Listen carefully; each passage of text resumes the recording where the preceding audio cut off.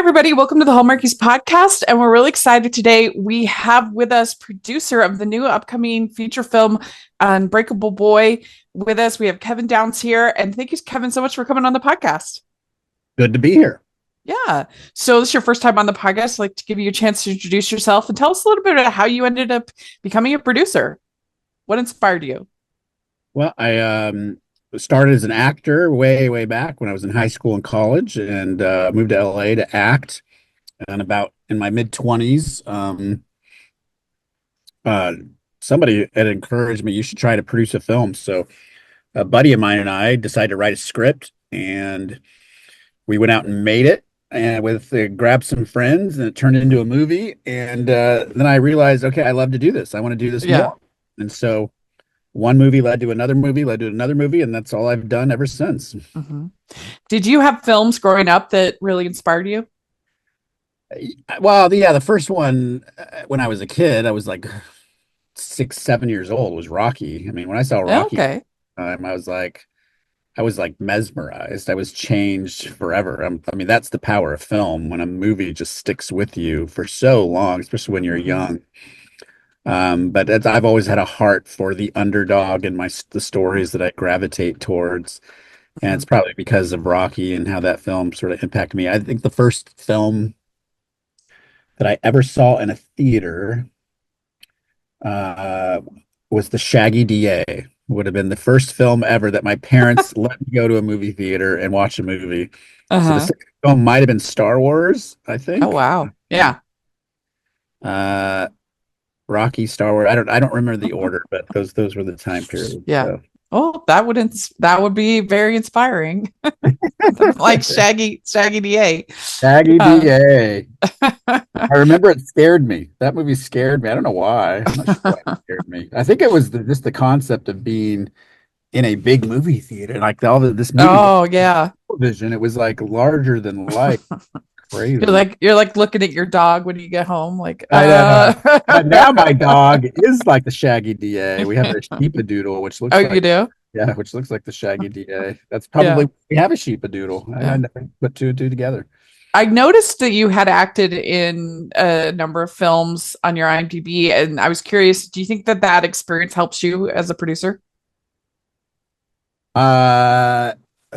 Do I think that experience helps me as a producer? I mean, like acting? Well, yeah, just because you've been on both sides. I think the acting got me into it. I mean, when I first started out, instead of waiting tables, I decided to do stand-in work and extra work. And what that did was get me on movie sets and television sets. And I didn't get sick of it. I realized, okay, I'm just going to study what everybody does and get paid for it. So instead of wait tables and serve food to people, which there's nothing wrong with that, I decided to just be on sets and watch how they were made until finally the opportunity presented itself to actually go out and make one.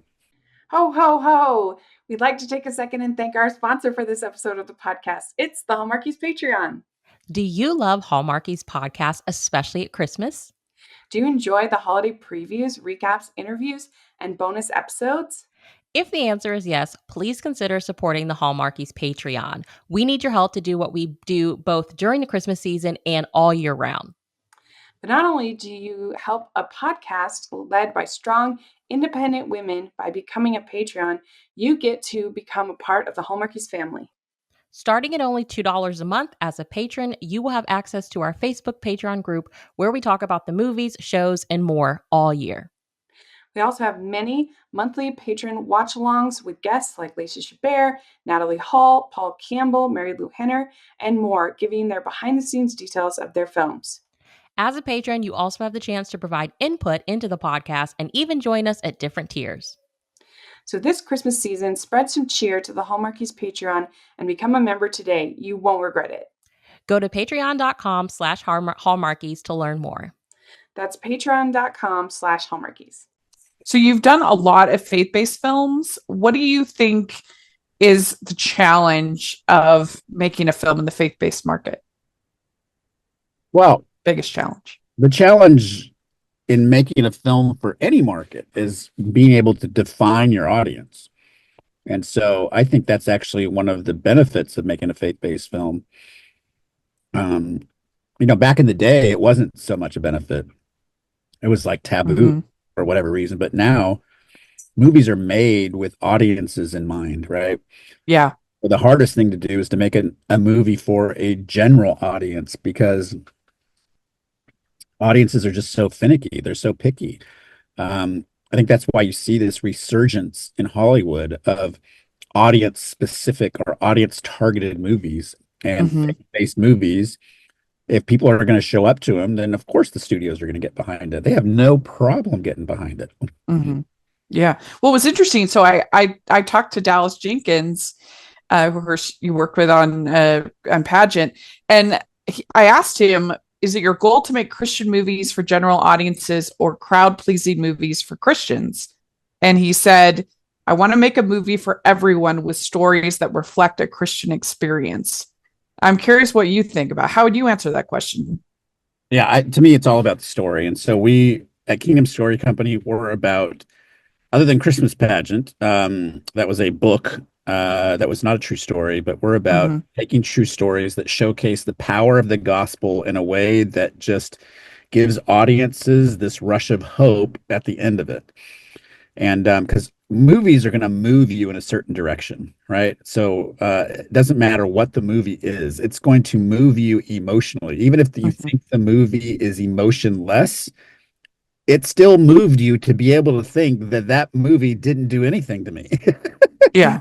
And so um, if it's a horror movie and the movie scared you, right? It's the emotion of that movie brought something up inside of you that moved you emotionally. Yeah.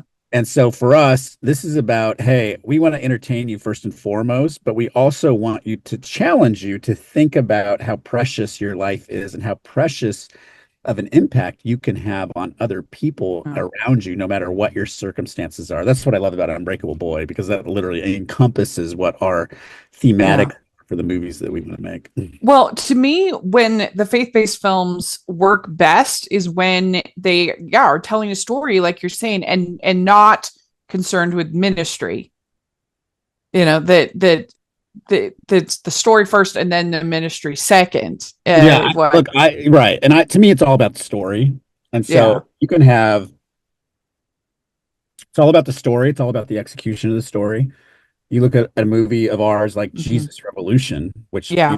the title itself, Jesus Revolution, and okay, this movie's going to certainly have a gospel presentation in it, which on the surface, people would just think, oh, that's just going to be preachy. But then when you watch that movie, Yeah. I It can't was. name one person who told me, oh, that was a preachy movie. Yeah. No, I agree. I liked But it. yet, but And yet, it has flawed characters. flawed characters, but yet on the surface, that movie is very much a preachy movie. I look Yeah. at it and I go, the movie it preaches. It's how you execute and tell the story Yeah. that's significant. And so I just think that when people get good at their craft, same thing, you brought up Dallas Jenkins. Dallas has taken with The Chosen, he has taken the gospel story and converted it in a way that is so compelling that people are drawn into it because why? They love the gospels. They love the Yeah. gospel. They love Jesus. They love the apostles. They want to see this story told and executed in a way that they care about it. So that doesn't mean you just grab a camera, write a script without any wherewithal, without any nuance of how to tell these stories, and then people are just going to show up. That doesn't work. So I think how you tell the story is everything. You can make movies as preachy as you want, but if you're not very good at your craft, then it's going to come across as not very compelling. Yeah. Yeah. Well, like I can only imagine. I mean, that the core is about forgiveness, which anybody, no matter who you are, you have to forgive people in life. I mean, And they that can was a good connect with it. example of a film that went through several iterations before we got our hands on it, because at its core, it was about a very, very abusive father Yeah. who had a alcohol issue. And how are you going to tell this father-son story? Nobody could figure it out. And for us, it was like, look, this could be a very preachy movie, or this could be a movie that emotionally moves the soul, and it's not a father son father abuse story. That is not the story that we are aiming to tell. And so it's just being able to just get really good at what it is that you're doing. I think Mm, that's critical for yeah. people, and to be able to change the landscape of, oh, Christian movies are X, right? Because Mm. for the most part, people have a definition of what that is, right? Changing the conversation. Yeah. That makes Change the sense. definition of the conversation starts with making great films Yeah. that come from great stories. Yeah. Well, so with The Unbreakable Boy, when did you become involved? Were you pretty early on? Yeah, so I am the CEO and of Kingdom Story Company, co-founder, co-partner, and obviously Okay. produce all the films that I make. And so initially, this book was handed to us by Peter Facinelli, the actor, who happens to be a producer on the film and Mm. plays Pastor Rick in the movie. People might know him from the Twilight movies. That's his probably most famous roles. Um, and we were looking to develop it into a series, a television series. And then COVID hit, and somebody in our organization had the idea, what if we made The Unbreakable Boy into a movie? And like a light bulb went on for me. I'm like, oh, that's a good idea. Like we should do that because we're entering a season where everybody's just scared out of their minds. Like we need a movie that just Mm. exhibits bravery because that's what The Unbreakable Boy is. It's about having bravery in the set of circumstances that just seem impossible. And I'm like, well, let's do that. And so John Gunn had a take, and we love the take. We love the script. And of course, he's a great director. Did Ordinary Angels for us. And John Gunn, I've known for 30 years. I've done a number of movies with him. And Lionsgate loved it, and we shot it. And so it got made because of COVID, which is just shocking because if COVID didn't happen, I think we would have still struggled trying to figure out how to make this into a television series. Yeah. That's interesting because it does have some kind of themes of fighting this illness and Yeah. kind of I can see that. That's interesting. Yep. Well, why don't you tell the audience a little bit about what the movie's about? Yeah, so the movie is really about it's through the lens, this family unit through the lens of Austin, this young man, this boy who is born with a incurable bone disease called osteogenesis imperfecta. And it basically means his bones are made of chalk. And so if he tripped or he falls or does anything, the bones just shatter and they break. And so a lot of it's genetic. And so his mom has it, but there's different varieties of it, meaning the bones aren't as brittle as in other people, but Austin's are of the extreme kind. On top of it, he happens to have autism. And so he got a double bout of specialness when he was born. And he has a extraordinary outlook on what life is. And so there's so many quotable moments in this movie.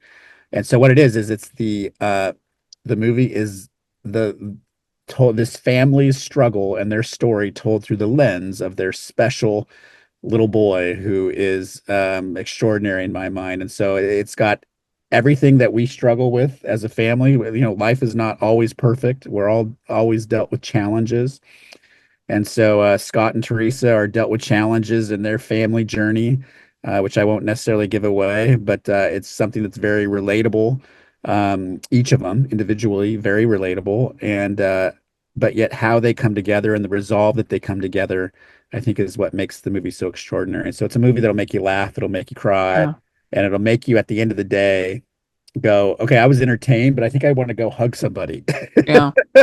Yeah, I'll be frank, it was a lot better than I thought it was going to be. There you go. Yeah, when I saw when I saw the trailer, I was like, "Oh, this is just going to be kind of like a trauma movie, like a." Not a drama movie at all. And it's not. Like, if anything, I think the movie is actually almost more about their marriage Yeah. than it is about the boy and his Well, it's help. through the lens of the boy. And so the movie's Yeah, their family life, right? So the marriage and the struggles that yeah, they go through as a couple. But what they learn is they learn resolve through the example of their son who has been dealt life's serious, a couple yeah. of life's most serious challenges. Yeah, but I I think think it really is just about as much about this couple. yeah, and their journey as it is about the little boy.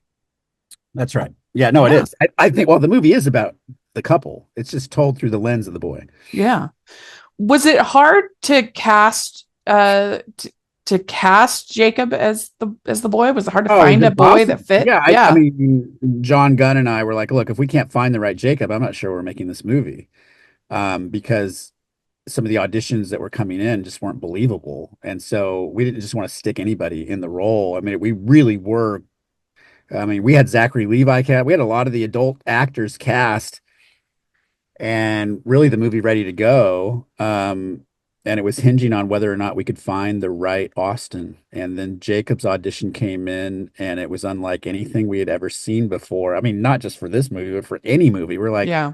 how'd that guy just do that? Like, I couldn't figure it out. I literally couldn't figure it out. And even when we got to set, I still couldn't figure it out. Mm-hmm. And he's just really a gifted young man, and I'm happy for just any accolades he gets because he deserves it. He deserves every bit of it. He's just really truly gifted as an actor. Mm-hmm. We'd like to take a second and thank our sponsor for this episode of the podcast. It's the Hallmarkies merch store. Are you looking for that perfect gift for the postable, Hardy, or Hallmarky in your life? What about getting that t-shirt or hoodie that will help you stand out at your next holiday party? Now is the time to check out the Hallmarkies merch store. Full of festive designs by artists like Jessica Miller, Carrie from Hallmark Comics, and more. You can even have more than just shirts, but totes, cell phone cases, notebooks, mugs, and more. And it isn't just Hallmark. We have designs for Anna Green Gables, Man from Snowy River, The Nanny, and more. Every purchase at the merch store goes to help support the podcast and allows us to make the great content you know and love. There are frequent sales, so go to tpublic.com/stores/hallmarkies or see the link in the description. That's tpublic.com/stores/hallmarkies. Did you cast Zachary partly because you'd worked with him before in American Underdog? Oh, we cast Zachary. We gave the first actor we gave the script to was Zach. And that was because we were shooting American Underdog, and we were like, hey, this is the beginning of COVID when we shot this movie. And so we're like, what if we just see if Zach wants to do it, and we'll kind of do them both back to back. And that was just okay about it. And so we sent him the script, and first we pitched him the concept. Hey, what if we did 2 movies at once? And he's like, oh, that's an interesting idea. Do you guys have a script? And we're like, yeah, we do actually. And so in his words, he's like, I actually expected them to send over like some lukewarm, like whatever. And he goes, I read this script. I'm like, this is absolutely incredible. I can't even believe you guys are sitting on this. Like, this is okay. Forget about the fact that we're doing American Underdog. I have to do this movie. He was so just emotionally moved by it. Zach is big into mental health and special needs and all of those things that the movie tends to touch on. And so he was in on the first reading. And so then we're like, okay, now we've got to find the right Austin, because if we don't find Austin, we let him know that if we can't find the right Austin, then this is just not going to work. I mean, it's just going to seem very corny and weird, and we weren't into that because the issues that the movie touches on were more important than feeling like we had a caricature being portrayed in that role. Yeah. Well, and so Megan Fahey, she's been in some Hallmark stuff, so our listeners will know her. How did you end up with her as the other lead? Yeah, I mean, it was this movie was made for a shoestring, and so our casting director had a bunch of names and ideas, and Megan's name and what she thought of the material was something that really resonated with us, and I think she read for it, and we took a look at it. We're like, yeah, that makes sense. And she had blue eyes that was the thing. It was like, okay, we either cast somebody that's great that doesn't have the blue eyes, and then we're gonna have to figure it out, or Megan's got great blue eyes, so that was an easy thing. So because I mean, we needed that. We needed that's really who Teresa is. She's got these crazy blue eyes. So what would you say to the Hallmarkies listeners that say, I think you'll like, what would be your pitch to them? Go check out this movie. Well, in like Hallmark movies, I mean, this movie's going to move you. If you got a box of Kleenex, you should bring it. and it's going to move you. It's a story that you're going to want to revisit over and over because there's so many repeatable, quotable lines in it. Those are always the best movies. Whenever there's lines and there's a family or there's a character that you just want to revisit over and over again. But the movie is a celebration of life. And those are movies that are the best for me. I love movies that celebrate life, that give hope and inspiration. At the end of it, you walk out of the theater in this case, and you go, "Okay, that was a really good movie. That surprised me." Yeah. I did really like it. It was very good. Hey, this is David from the Piecing It Together podcast, a podcast about movies and the movies that inspire them. For over 4 years, each week, a guest and I take a look at a new movie through the lens of what other movies we think were either an influence or connect in some other way. It's a fun, unique way to discuss films that leads to a great list of other movies to check out that either explore the same themes and ideas or maybe utilize similar filmmaking techniques. Including special episodes in our side series that twist the format, we've done over 200 episodes, so there's bound to be one on a film you've been thinking about and want to dig deeper into. So check us out on all the major podcasting apps and at piecingpod.com. I'd like to end our interviews with just some rapid fire, fun, get to know you questions. Sure. So the first question is, what is the best ice cream flavor? Oh, peanut butter and chocolate. Oh, okay, good. What's your favorite color? Blue.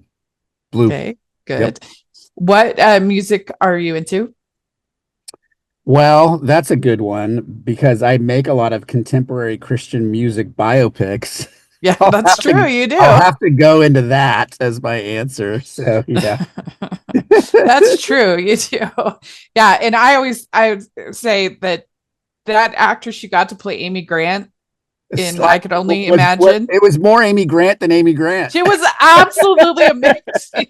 She was amazing. She looked exactly like her. It was it had all incredible. the nuance and the I know Amy, and I was like, I'm like Nicole, you're more Amy Grant than Amy Grant. Like if you ever do an Amy Grant biopic, that she's the one. She's the one for sure. Yeah. Okay. What is your go-to date night food? Go-to date night food. Oh my goodness. Like this should be like totally rapid fire. You know what it is? Here's what's sad. It's for my wife and I over the years, it's been dinner and a movie, but sometimes it's dinner at the movie. Oh, yeah. And for me, it's just doing a kid's snack pack at the movie. Oh. I don't know why, but like that's my go-to movie theater food. Yeah. Well, we always say if you're doing the movie date, you should do the movie and dinner, not dinner and a movie. There you go. Because then you can talk about the movie. And then you can talk dinner. Yeah. The problem is controlling yourself at the movie. Yeah, that's and not true. having the snacks so that you're hungry after the movie. Yeah. Her and I we never cooperate. But I also am actually a big fan of the snack pack. It's just like just enough. Like it's just enough. It's to quench the smell of the popcorn in the theater. So that that you participate but didn't overdo it. Yeah. All right. Which do you like better, dogs or cats? Oh, dogs. I have a dog. I'm allergic to cats, so that's okay. Me too. Which do you like better, beaches or mountains? I'm a beach guy. I don't know why. I like a good beach. I like clear water, sandy beaches. What is your favorite holiday to celebrate? Christmas. Yeah. Of course. And I was a huge fan of Pageant, by the way. It's great. It was a great film. Great. So good. So Yes. good.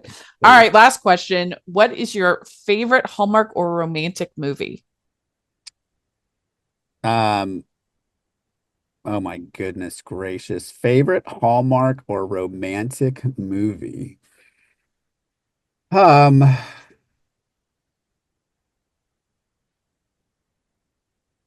gonna go back a ways. So like 50 First Dates. Okay. Yeah. Back in the when Drew, there's another one. You know what my favorite one though is with her and Hugh Grant. Music and lyrics. Yes. Yeah. Music and lyrics was brilliant because it took me back to the 80s. And I'm like, I'm a product of the 80s and I love that video. I like 50 First Dates, but that's the movie. Yeah. That's good choice. Okay. Very, very good. You did it. You answered all the questions. Thank you. Thank you so much. Next time, have a hot sauce and we'll eat chicken wings. That'll be fun. Okay. Sounds good. So, do you have social media or anything like that you want to share? Yeah, well, the movie, so Kingdom Story Company .com, as well as Unbreakable hashtag the Unbreakable Boy. Great. All those things that are And when out does there. it come to theaters? It comes to theaters on February 21st in theaters everywhere. Great. We'd like to thank Kevin for coming on the podcast. This was so much fun to get to talk with him. I hope you enjoyed it as much as I did. Please let me know any questions that you have down below. And please, if you are listening on iTunes, please leave your ratings and reviews. We really, really appreciate that. And if you are watching on YouTube, please give the video a thumbs up, subscribe to the channel. We appreciate that so much. You can follow me at Rachel's Reviews all over social media, iTunes, YouTube, and on Rotten Tomatoes. So check that out. Also, make sure that you follow the podcast, Hallmarkies Podcast, all over social media. And check out the Patreon group. That's the biggest way you can support everything that we're doing. We sure appreciate it so much. And check out our merch store where we have all kinds of movie inspired designs and Hallmark inspired designs. So check that out. And thanks again to Kevin. We'll talk to y'all later. Bye.